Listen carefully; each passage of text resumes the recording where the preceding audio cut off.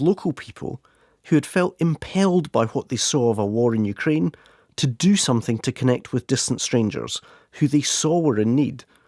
Kieran Jordan, a local businessman, told me what he did when the war began.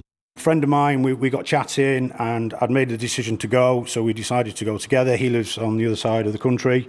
So we went in convoy, 2 vans. We set off on Saturday morning, Saturday the 5th. And at 7 a.m, we met up on the M1, travelled down to Twickenham to collect some more supplies, crossed through Europe, France, Germany, and into Poland by the Sunday. We met up with our Polish chaperone, as we call her, Magda, a lovely lady, and she helped us with the language.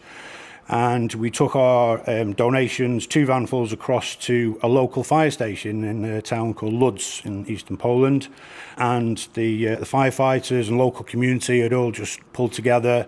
They were surprised to see us, but obviously overwhelmed. And so we offloaded, and they had a great team there. They had everything organised. They were processing everything.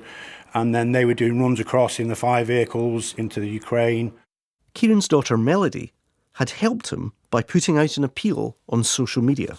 I think by putting it on social media and everything, it was just so overwhelming how many people actually came together and how many people were just willing to give stuff.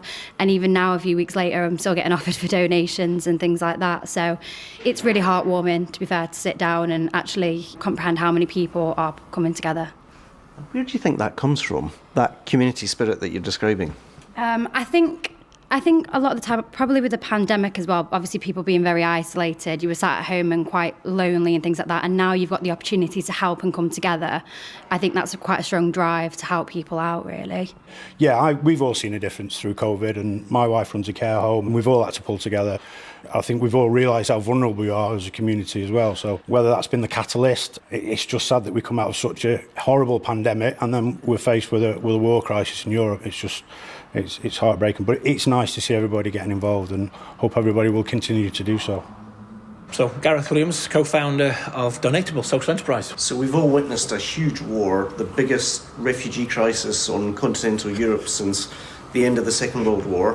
What's a pretty new, pretty small, Cheshire-based social enterprise been able to do? We've been able to disseminate a simple message. People can get involved in that national, international story and maybe not know that what they're putting in a bag is going to maybe change someone's life or certainly improve someone's outlook for a few days or a few weeks. And because that's happened so often in this area and throughout the country, you know, people in Poland, in Ukraine, are at least being able to have an impact from people around this area. In Crewe, I also met Jo Garner from the charity Changing Lives Together. She has many years' experience, and like Ewan's in Edinburgh, her charity had been overwhelmed by support during COVID, and then came Ukraine. Everyone had been sort of shut away, trying to work out what to do in their community for as best they could in the pandemic with all the restrictions. Suddenly there were no restrictions, and there was a war effort on. And it was almost the Battle of Britain sort of scenario where people came out and said, I can now do something. And people came together in a way that has never been seen for quite some time because they wanted to do something. It was almost like an army. And the one thing I'd said right back at the beginning on the very first day, an army turned up in our unit. And the people were coming out and just saying, what can I do? There was never a question of I wasn't doing anything. It was, what can I do? So we've just been through a pandemic. We're still facing a war in Europe.